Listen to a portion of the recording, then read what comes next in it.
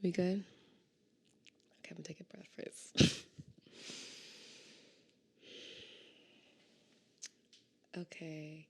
How y'all doing? I'm Nia Rose, and this is for me. I have a really special guest today, a local great legend, Terry Jones, aka Goofies. What's up? Thank you so much for coming. How are you feeling today? I'm good. I'm relaxed. 1 to 10.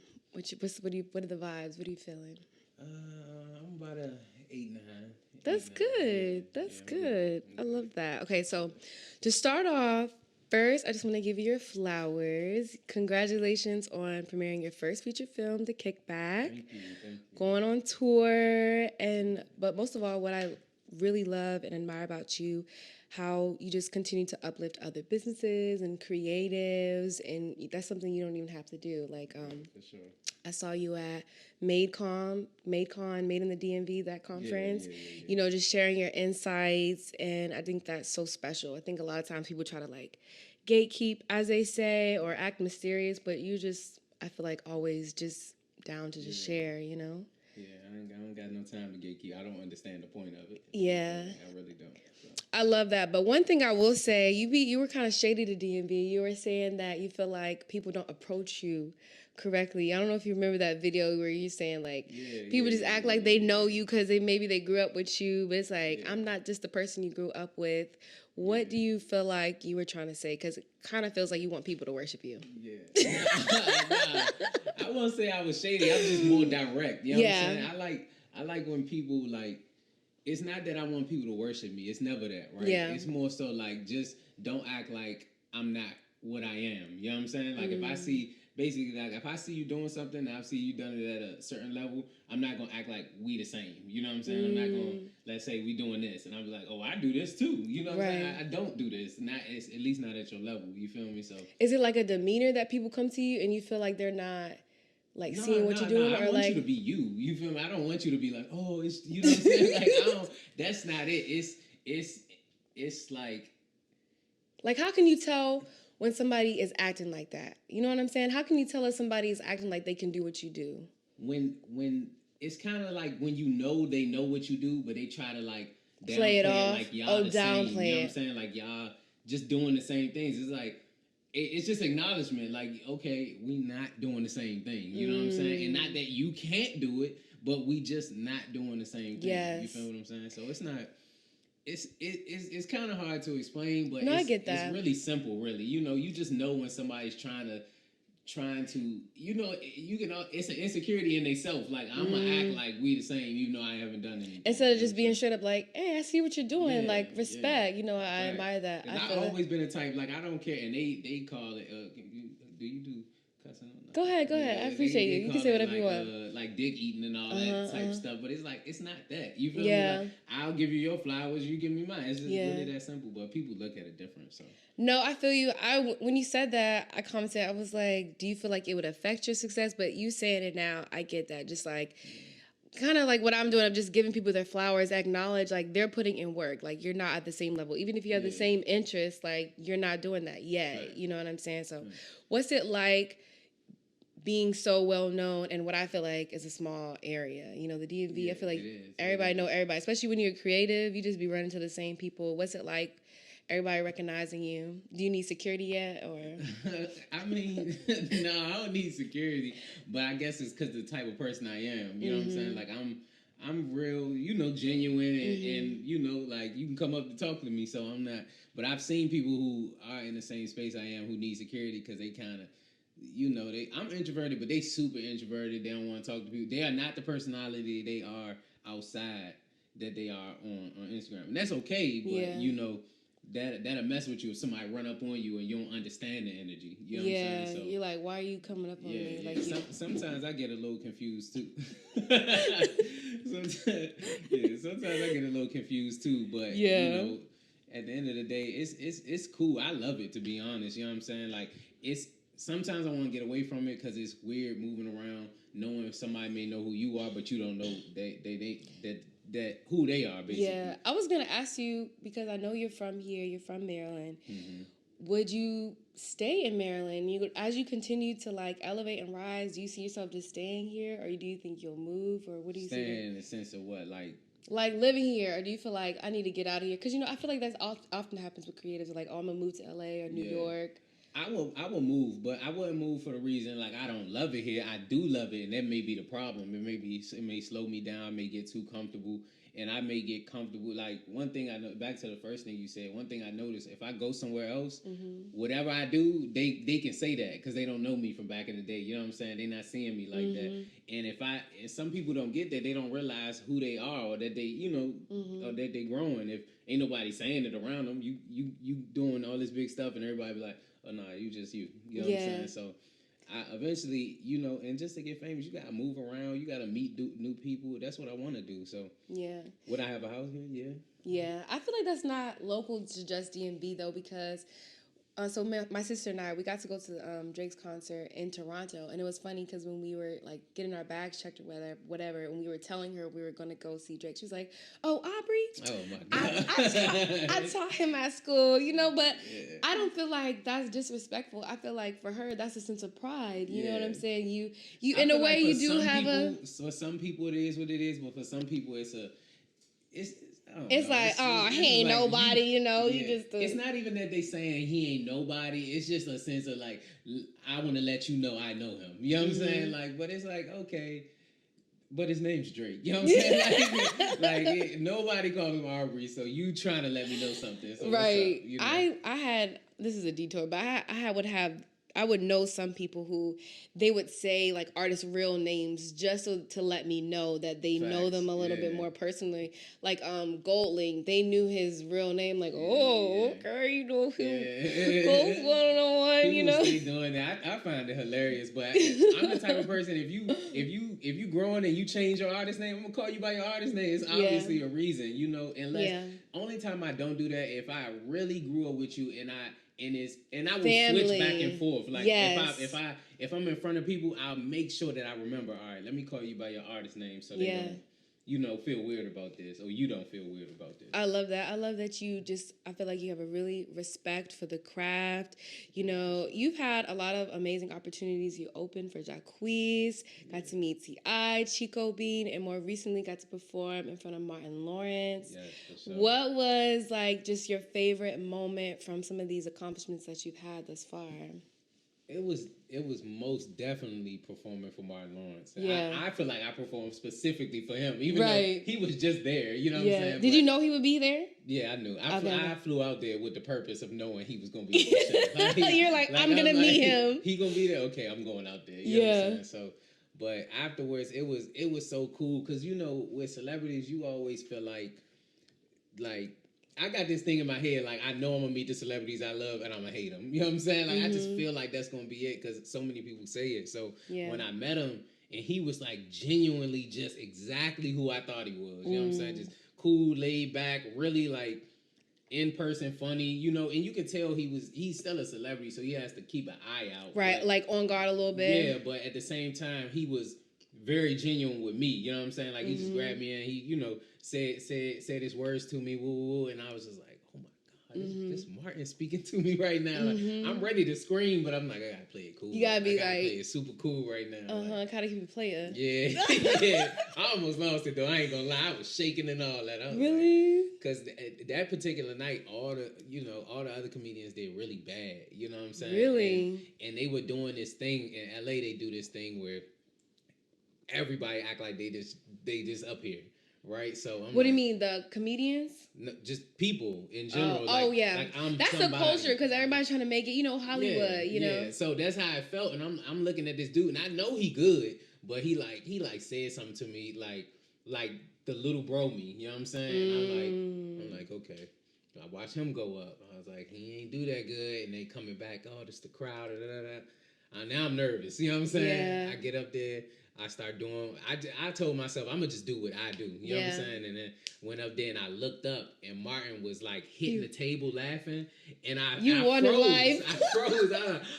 You know what I'm saying? But like I'm not trying to do too much. But I was like, let me finish this out. But yeah, that was my moment right there. I love that. That's so beautiful. Honestly, like you could just take that away. Like that's a dream right there. Man. Martin Lawrence laughing at you on stage. Man, I couldn't believe it. I was like, this gotta be fake. Like this gotta be fake. Did you ever? Sorry, I didn't mean to cut you off. Go ahead. No, go ahead. The person who brought me out there, who's like his brother, who he was so proud because it was through his name and everybody else did so bad. I actually wasn't supposed to be on the show. And he forced it, you know what I'm saying? Forced it. He was like, go up there, do something. And I happened to be like the only one that was good that night. So it was like, oh yeah. You know really? That's interesting because there was another comedian that was there and they didn't do well. Nah. And it's only because I know we don't go say names. That's not gonna say names. It was only because that person, he usually does well, but he was in the same mindset I was on. He was focused in on Martin. He was like, I want to tell hometown stuff. So the crowd wasn't laughing. Martin may have been, but the crowd didn't. He wasn't, and so you were able to like think about the crowd in that moment, and it also captivated Martin. But that's a part of my comedy. My comedy isn't, I'm not based anywhere. You wouldn't even know I was from here if I wasn't from here. My comedy is based like.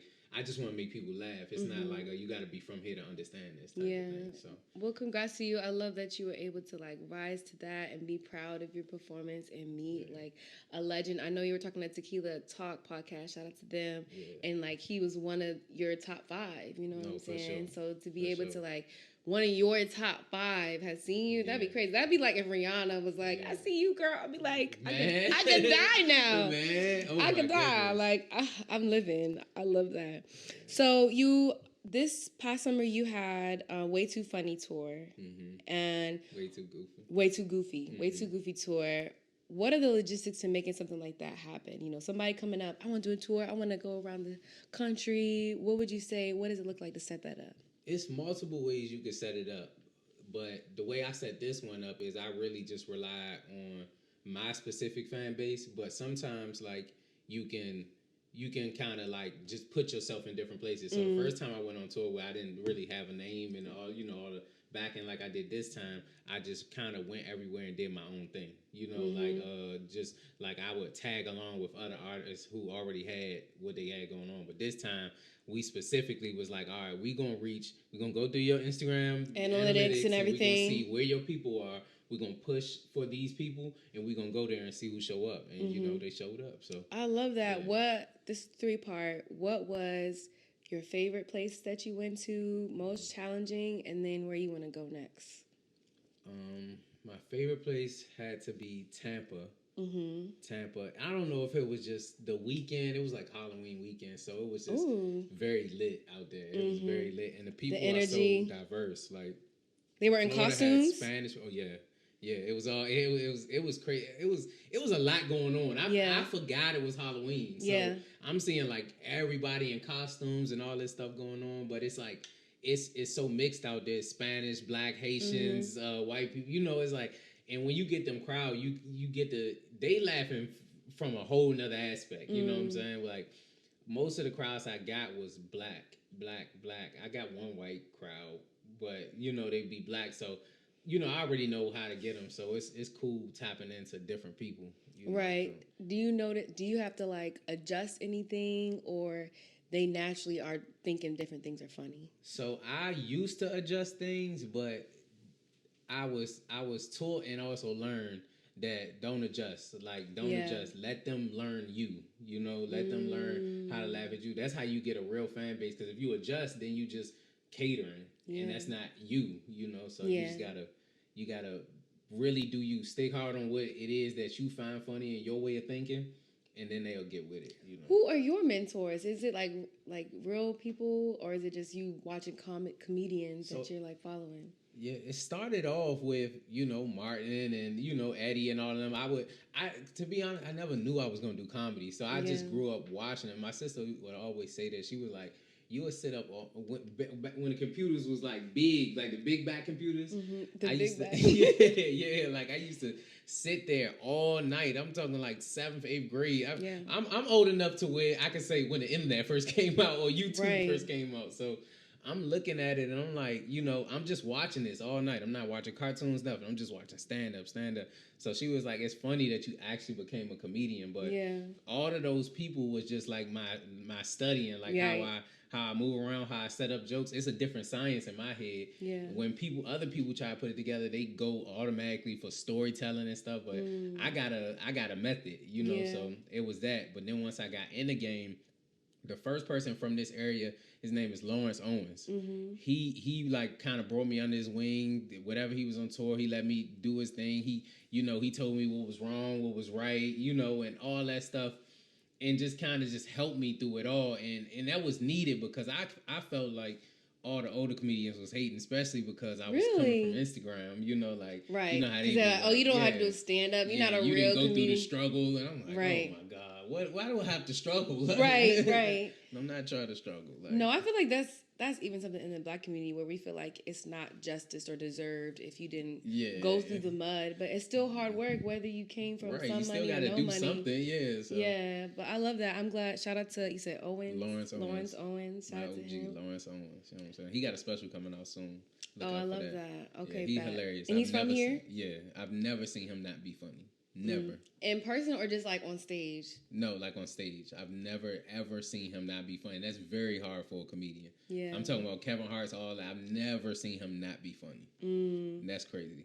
That can be hard. I know you had this one video, you were talking about the haters, like, y'all laughing at this? Like, this is not even funny, Because, I've literally heard people say that about Goofies. Like, I was in this group chat one time, and they're like, Goofies is not even funny. I'm like, but y'all are in this group chat talking about him. Like, he doesn't even know who you guys are. So, but that's still, like, as you say, a gift to be able to keep people's attention. You know what I'm saying? Keep people laughing. Cause I take stuff like that in. Like, I don't mind you thinking I'm not funny because funny is an opinion. You know what I'm saying? Like you could literally be cracking up at something that he could just be like, that was cool. So it's like, funny is an opinion. If everybody think everything funny, then I don't really have a job. You know what I'm saying? I don't have nothing to work on. You feel me? So it's like, all right, cool. I mean, as far as going to the extent to make it a group thing, I don't know about that, but it is what it is. No, I feel that. But, like, speaking of working on, whenever you're not shooting movies or, going on tour, I feel like you're just at home doing skits. Mm-hmm. What do you feel like is the perfect recipe for a successful skit, whether it's your own or some other, creatives that you admire? The perfect recipe is your point of view. Your point of view. A lot of people get caught up, especially since TikTok came out. They get caught up with doing what everybody else is doing. The trends, like the trends. But that won't ever like get you out there. You know what I'm saying? Like the trendsetter is out there. You know what I'm saying? But whoever's doing the trend, you might get a lot of views, but nobody's putting that particularly to you. To do like successful skits, you have to take like a thing. Like recently, I did the like P Diddy thing. I don't really even know much about it, right? But, I looked at it from my point of view, how it was coming to me, and I was like, let me do a skit on how it looked to me. You know what I'm saying? That was so scary. Yeah. So, that one is so scary. And then, speaking of P. Diddy, this one photographer I was following, he was just asking this wild question of, like, if you had to choose, he was asking his friend, if you had to choose, who would you have sex with, P. Diddy or R. Kelly? Like, who's wilder? Oh, my God. But she said R. Kelly. I don't know. I would choose neither. But, no, that is just so crazy. And I could go on. I could go on and on about that because I feel like, especially nowadays, we, like, tend to victim blame, you know what I'm saying? Or, like, not believe the person crying out. And it's like, it's already hard enough for them to speak up. To be a victim. You know what I'm saying? And, like, people just...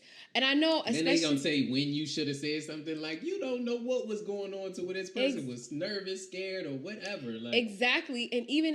And the thing is, several things can be true. I know even in the Black community, I think it has happened in the past where, like, a lot of successful Black people, there's this, intention to like tarnish their name, and that happens too. Mm-hmm. But you still need to listen. You still need to believe women, and you still need to give people the benefit of the doubt. You know what I'm saying? So I thought about that immediately when I when the P Diddy thing came out. Yeah. Immediately, because I was just about to make a video ranting about how I think they trying to tear down Will Smith right now, and I was like, all these people who we look up to that like are just being torn down, and then this P Diddy thing came out. I was like, did I jump the gun? You know what I'm saying? But I was like, I don't think I jumped the gun. You feel me? Like, but I don't know. You know, I really don't know. Especially with Will Smith, because I love Will Smith. I feel like he is my father. You know what I'm saying? Like, I respect him so much, and I feel like he's a perfect example of somebody trying to make him, look bad, look crazy. Because if a white man did what he did, they would just like sweep it on the rug. But they really made it. They really made it the biggest thing, even bigger than freaking what's his name from 30 Rock, who actually killed a person. If Will Smith killed the person, I'm digressing. But you're right though. They held him to a standard of like the king of America or something. They're like, people love you too much. We need to harp on Obama this. smacked somebody. Like you would have really thought that. Like yes, but anyways, I'm glad we're on the same page as that. But you've been doing a lot of things. Outside looking in, you're doing well, really successful. Would you say like, I'm pretty successful? Would you feel like that's where you are? Or what is success? How would you define that for yourself? Success for me don't have no limit. So I'm doing well. I'm happy about what I'm doing. But I still got goals, So when you got goals, it's like, oh yeah, I did that, but what's next? So does it feel like an angst, or you just feel excited to see how far you can go? You want to be honest with you? Yes. I don't know what angst means. Oh, no. No, I appreciate you being honest. Does like anxiousness or anxiety or like frustration, like, oh, I gotta get it, or does it like a pent up energy, or is it like? It does, because I haven't done necessarily what I want to do yet. I've done what people would be like, oh, you're successful. What is it you want to do? Because sorry to cut you off, but I remember at one point a lot of people were like trying to get you on Wildin' Out, and you're like, I appreciate y'all highlighting me, but I got my own thing I want to build. What is it? It's not my thing. Like it's not my thing. It's everybody's thing, but it's not my thing. And I would do it. I would do it, but this is how I look at it. I look at patterns and how everything works. I only seen one person on Wildin' Out who is where I want to be. No, maybe two. You know what I'm saying? And that's Cat Williams and Kevin Hart. Everybody else is, they doing cool, but they not the level I want to be. So I'm like, that's just a stepping stone, And I hope, like, shout out to DC Young Fly. I hope he goes where he's supposed to go with it, because he has, the ability to. But a lot of people let that. You think they get kind of stuck a little bit because it has this kind of recognition, but that's not it. There's more. And if you ever really go, if you ever watch the people from Wildin' Out, once they get off Wildin' Out and they do their little tours, people don't really go see them no more, and they kind of like just float away. You know what I'm saying? Especially the new people. The older people kind of did their own thing because they already had their own thing. But these new people, they just like, all right, we got the Wildin' Out. This was the goal. We ain't doing nothing else. We ain't doing videos no more. We just doing Wildin' Out. And it's like, I love that. You're really a student of like the industry. No, for sure. Like studying, like, okay, this is working, this is not working, this is where I want to be. Where do you want to be? You didn't mention. I want to. I just want the old school style of it. I want to be a mix between all these a lot of comedians. I want to take like movies, show, like Will Smith, Martin Lawrence. Facts. I want to Martin Lawrence my movies. I want to sketch show Dave Chappelle my sketch show. I want to stand up on the level of Eddie Murphy or Kevin. You know what I'm saying? Like I want to come out on that type of time, So I really want to attack him from all ways. That reminds me of In a Living Color. You remember that? Facts. I was gonna say that, but I didn't want to be old on here. No, I'm a little old. Yeah, I'm gonna have to get my own insurance. That's crazy. Yeah. Getting up there, shawty. I'm good. You have this one video where I think, like, you and your team, y'all have laughing over losing on your shirts, and you're praying. And I thought that was a beautiful moment. Everybody sees you laughing, doing well, smiling. What was the moment where, like, you experienced a big loss, and, like, how did you recover from that?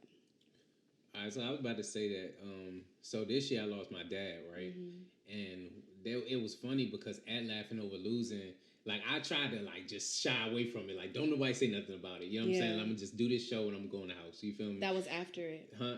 The Laughing Over Losing show was maybe, like, a week or two after it. So I'm sitting in there, and then they just all, like, just start praying for me extra hard. I'm like, I'm not about to cry in front of these people. Like, you know what I'm saying? But it was like I appreciated them caring at that moment because I was done for. You feel me? Like they even ran the show around me to where I didn't have to do much because I was just I couldn't get it together. Like I was just like, I was defeated trying to be me, but it just being a comedian, a lot come from your energy, and if your energy ain't there, it was just like I was done for. You feel me? So that was probably one of the biggest moments. And then all the shows I had to do afterwards, I'm like I was good, but I was like trying to trick myself into thinking I was better than I was. You know what I'm saying? Meaning like energy wise or how I felt, or that I was not over it, but like okay or coping or whatever. But I was just tore down for a minute. You know what I'm saying? Even now it still gets to me, but I feel like I'm better now. You know what I'm saying? I done, worked it out and I look at it in a different way, but still it be that whole period I was like I hated that. Like it was I don't know. I couldn't imagine like continuing. You know what I'm saying? Like you went up there and got on the stage, and shout out to them for like, being there for you and praying for you and considering you. How did you work through that? Like, what did healing look like? After that, or during, not after because it's still happening, but what does healing look like now? So to be honest, like before, to backtrack a little bit, before I was a very introverted guy. Like I'm talking like, and introverted meaning like I'm introverted to my group only. Like I'll tell. I mean to the world only. I'll talk to my group, but if we get outside, when one person comes in, my conversation's over. Because I have to test the room, nose the room. Mind you though, my mom and my dad are like, hey everybody, you know what I'm saying? Like they like those type of people. So what I did was I just tried to, he never got to see me perform like stand up or box or do nothing like that. So I was like, I'm gonna just take it. I'm gonna just like take his energy and take his spirit, and I'm gonna use it because it kind of like rubbed off on me. Like I was like, I would dead ass just like watch him and be like, damn, why can't I be like that? Like he don't give a fuck who looking. You know what I'm saying? Like, and I was just like, I'm gonna do that when I go into my next couple shows. I'm gonna just be so relentlessly me that he will be like, yeah, they go to Jones Boys right there. You know what I'm saying? So I was just like, I don't know. I just took the energy. Embody that energy. Facts. He's still with you. He's still here. So. I love that. Yeah. What are some other what's a self-care day for Goofies? How you take care of your mental, body, all that stuff? Self-care day for me is the gym. I know a lot of people say that's something different, but the gym for me, it literally like ease me out. Like if I don't go to the gym, I might snap. You know what I'm saying? Yes. Like so I go to the gym and then I will force myself to do nothing all day. You know what I'm saying? Resting. You rest. I make myself rest. I'm like, look, I'm even if I want to do something, I'm gonna just. Are you watching something? Or are you just sleeping? I might just sleep. I might watch something that I've been meaning to watch for a long time, or I might, you know what I'm saying, just I don't know, do something I don't even do because I don't play video games, but I will, you know what I'm saying, that day. Like I'm like, let me just try this, see what it is, eat, something like that. I don't know, just really make myself feel like, all right, I relax, to the next day I'm like, now I gotta do something because now I feel lazy. I feel that. I feel like you're so disciplined and so ambitious. Got you. Yeah. So ambitious. What is like your vice? Like, do you have a guilty pleasure? I'm glad you think I'm disciplined. I'm not. You don't think disciplined so? Is I feel like you have to be disciplined to do what you're doing now. To a level, it's just what I do. You know what I'm saying? Like anybody else, if you go to work. But even with this, you're making your schedule, right? Oh, yeah, for sure. You're making your schedule where it's like, even when I clock in, like, I have this set time. I might have a director that's giving me these in my notes, but you were like, whatever you want to go, you need to write out how you're going to get there. Oh, yeah. You know what I'm saying? That requires discipline. Yeah, I appreciate that. Yeah, I never look at it like that, but... I don't have a vice. My vice, to be honest, is women. That's I knew that was gonna be the answer. I don't smoke. Since it's women, the women want to know how can they get Goofy's attention? Are you single? Are you looking? You know what I'm saying? Is that something on your mind? Just right now, it's just not on my mind. Like I be keeping it a band with anybody who like try to deal with me or something like that. I be like, to be honest. It's gonna seem cool. It's gonna seem great until I'm like not I'm giving busy them the attention all the time. You feel me? And you say, "Oh, I can deal with that," but no, you can't. Nobody can deal with not being, tended to. You feel me? So that's all it is. I just be out the way. You just be out the way until something like makes his way. Like in it my meets way, you. and like I just can't help it. You feel So me? they just need to come meet you where you are. I don't know if I would say that, but I don't know. Got to reach a couple goals. You know what I'm saying? Like I feel I don't you. believe in not having what I need to really be on what type of time I say I'm on. I can't be broke. Like you know what I'm saying? I need you to do this and that. Yeah. I can't do that. So until I get there, then. So not yet. Yeah. Maybe in your 40s or something. Nah, hell nah. Hell nah. Hell nah. You know what I'm saying? Like, whenever it happens is when it happens. That's what I feel that. I wish girls could have that much freedom and just like whenever it happens. But I feel like a lot of times we be having a clock on us. You know what I'm saying? Y'all got a clock on y'all because y'all make it on y'all. But not even true. But relationship aside, we literally have a body clock. We literally have a certain time when we want to have a family. You know, so like. Yeah. We low key have a clock, you know. And if we don't want crazy baby daddies, like we like have to consider, like, okay, who do I want to settle down with before my clock runs out, you know? Nah, that's a fact. But y'all could just be like till 90 and just fact. dropping it. We stay healthy. We gonna keep it going. Like that's crazy. But I love that. I appreciate you. Before we wrap it up, we're gonna do a lightning round. Okay.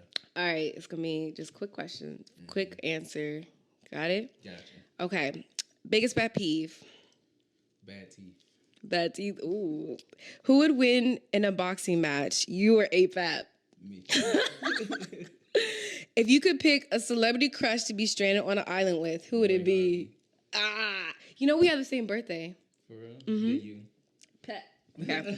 Best and worst advice you've ever received? Best, don't listen to anybody. Worst is just whatever they say. Yeah, exactly. Okay, what are you most proud of? I